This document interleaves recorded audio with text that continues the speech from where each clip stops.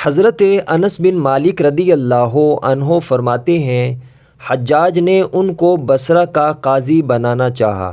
حضرت انس رضی اللہ عنہ نے فرمایا، میں نے رسول اللہ صلی اللہ علیہ وآلہ وسلم کو یہ ارشاد فرماتے ہوئے سنا ہے کہ جس نے قضا کی طلب کی اور اس پر کسی کی مدد مانگی وہ اسی کے سپرد کر دی جائے گی، اور جس نے اس کو طلب نہیں کیا اور نہ اس پر کسی سے مدد مانگی اس پر ایک فرشتہ مقرر کر دیا جاتا ہے جو فیصلوں میں اس کی مدد کرتا ہے۔ مستدرک امام حاکم، حدیث نمبر 7021۔ حضرت عبداللہ رضی اللہ عنہ فرماتے ہیں، جس سے فیصلہ کروایا جائے اس کو چاہیے کہ قرآن پاک کے مطابق فیصلہ کرے۔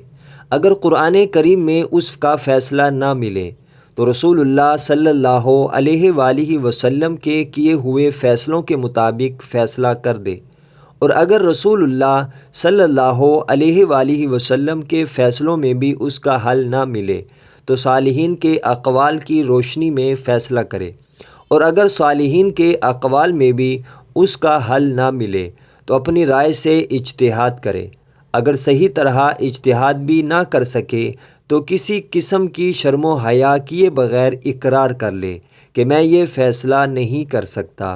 مستدرک امام حاکم، حدیث نمبر 7030۔ حضرت عبداللہ بن عباس رضی اللہ عنہ فرماتے ہیں کہ رسول اللہ صلی اللہ علیہ وآلہ وسلم نے ارشاد فرمایا، جس نے کسی ایسے شخص کو کسی جماعت کا امیر بنایا کہ اس جماعت میں اس سے بھی زیادہ اہلیت کا حامل شخص موجود ہو، اس نے اللہ اور اس کے رسول صلی اللہ علیہ وآلہ وسلم اور مومنین کے ساتھ خیانت کی۔ مستدرک امام حاکم، حدیث نمبر 7023۔